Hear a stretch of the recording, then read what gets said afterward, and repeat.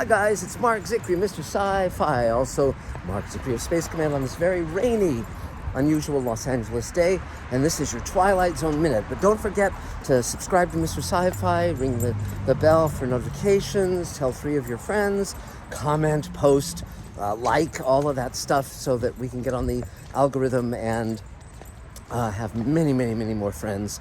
So, so this is your Twilight Zone Minute, and it's the 2nd season episode, The Howling Man. Now, this is one of the great, great, great Twilight Zone episodes. It's directed by my dear friend Douglas Hayes, who also did Eye of the Beholder and The After Hours and many great episodes. And it was written by the late, great Charles Beaumont. Now, in Beaumont's short story, the hermits, their symbol was a cross, and it was a cross that held the door locked against the prisoner within. But of course, CBS did not want to offend Christian groups, so they said, please have it be a staff, so it became a staff. This is the episode in which a young man decades earlier was taking a walking tour of Europe, gets caught in a storm, becomes fevered and delirious, and is taken in by monks in a hermitage, and they warn him against the prisoner in a cell, whom they claim is the devil himself and who's howling horrendously. And it's an amazing, amazing, amazing episode. H.M. Wynett plays the young man, and the age makeup on him in the framing story is very, very good, so that he sort of looks like what he ultimately aged into. He's still with us, thank God. And Doug wanted, in the episode, you just see the devil's hoof go over a wall during the escape scene.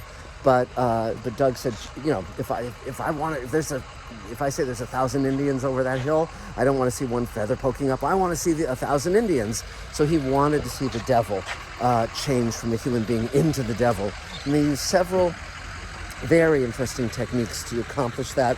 The first being a lighting change with a flash of lightning where there were lines drawn on the person's face, and when after the lightning hit, the lighting changed from green to red, and the makeup was obvious and cool, very cool to look suddenly more malevolent. And that was a trick that George Clemens learned when he was a cameraman on the Reuben Mamoulian, Dr. Jekyll and Mr. Hyde. He also used it in Long Live Walter Jameson, another great Charles Beaumont script.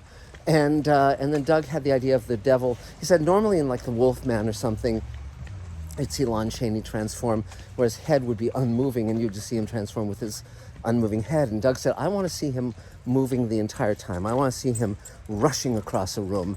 So the idea that Doug had was that by placing pillars across the room, they could do the makeup changes by simply having him in each state of makeup do a full run, and then they edited it so he's changing once he passes the pillar. It doesn't completely work.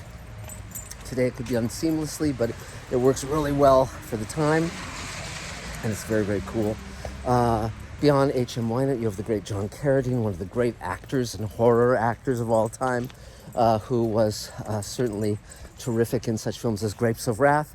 And you also have the great Frederick Ledbetter, who played Queequeg in John Huston's film of Moby Dick, which Ray Bradbury wrote. So it all kind of comes full circle because Beaumont was a protege of Bradbury, and it's a phenomenal episode. It's great and totally memorable.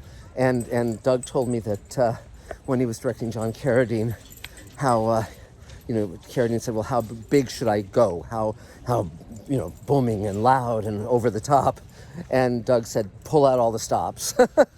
And also Doug thought, well, another way to make this work is that it's from the viewpoint of the young man who is feverish, who's delirious. And so they shot it with a camera on gimbals so that at various times it could pitch this way or that way to mirror the main character's lack of solidity in reality. And so it's just a great episode in every way, shape, and form. And and Doug was the perfect director for it.